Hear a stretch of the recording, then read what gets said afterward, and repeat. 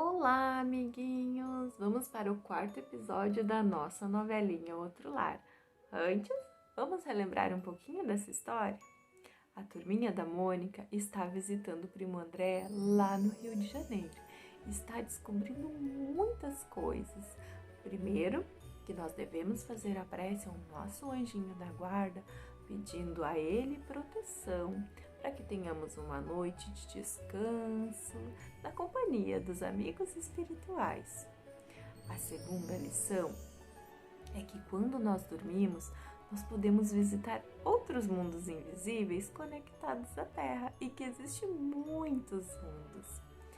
A terceira lição é que quando nós estamos com algum problema, durante o sono, o nosso anjinho da guarda e os amigos espirituais podem nos aconselhar. E quando nós acordamos com uma outra visão, com uma ideia. Depois disso, o Cebolinha começou a contar como seria o seu mundo imaginário. E ele lembrou que o mundo dele seria uma fortaleza com muitas árvores gigantes e construções modernas. Então, o primo André contou que nos mundos invisíveis existem colônias espirituais, assim. Depois dele foi a vez da Mônica, que contou que seu mundo imaginário ela poderia voar. Então, André lembrou do ensinamento da volitação, que durante o sono nós podemos voar e os espíritos usam este meio para se locomover. Depois foi a vez da Magali contar a sua história. E ela contou que no mundo imaginário dela, ela seria uma trabalhadora voluntária num hospital, ajudando a servir muitos alimentos para os pacientes. Então, André lembrou que nas colônias espirituais, o alimento é servido para revigorar a energia dos pacientes que lá estão. Chegou a vez da Marina, então, contar como seria o seu mundo invisível. Marina, então, falou de um parque lindo com fontes que jogavam água para todo lado. Então, André lembrou que no mundo espiritual também existe esse lugar, que é chamado o Bosque das Águas. E falando em água, você sabia que quando a gente faz o Evangelho no lar e a gente coloca a nossa garrafinha de água, os amigos espirituais fluidificam essa aguinha, colocando nela tudo o que nós necessitamos para ficar fortes e saudáveis. Não esqueça de lembrar o papai e a mamãe de uma vez por semana se reunir, fazer uma prece, ler um texto sobre os ensinamentos de Jesus e deixar a sua aguinha, um copinho para cada um, para que você também receba essas energias através da sua aguinha. E hoje nós vamos começar uma nova história. E hoje a nossa história é do Franjinha. Olha, como eu gosto de tecnologia e de inventar coisas, o meu mundo ideal seria uma cidade super moderna, em que todos os carros e ônibus pudessem voar, sem poluir os céus, disse Franjinha. Uau! Já imaginou que da hora? Falou Cebolinha. Fico pensando, lá do alto, daria para ver todas as construções, praças e lagos que vocês falaram. Seria legal demais, imaginou Franjinha. Seria incrível mesmo. Eu também adorei a ideia, Franjinha, respondeu a Marina. E todos os demais concordaram. Ao ouvir a história, André lembrou-se dos seus estudos e disse: sabiam que no mundo espiritual há cidades muito mais modernas que as do nosso mundo? E agora vou surpreender vocês. Lá existe um veículo bem similar ao que o Franjinha mencionou, chamado de Aerobus. Aerobus? repetiu Franjinha. Que nome engraçado!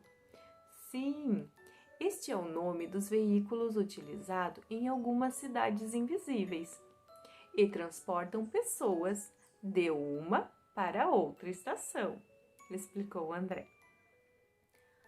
Flanjinha, se a Golducha entrar no seu ônibus voador, acho que ele não vai conseguir decolar.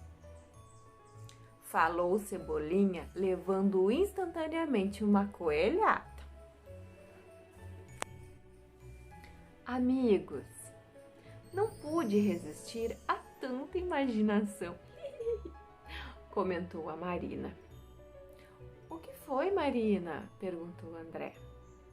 Marina então explicou que enquanto a turma conversava, ela fez uma ilustração do mundo que sonharia viver. Parecia uma cidade do futuro, com uma bela praça, grandes prédios e no meio deles um palácio enorme. De tanto imaginar, deu vontade de desenhar, disse a Marina, mostrando sua obra de arte para todos, que ficaram maravilhados.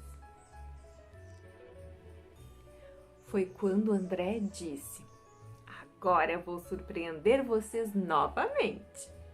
Sabiam que, segundo a minha crença, os espíritas, existe uma cidade invisível bem acima do Rio de Janeiro?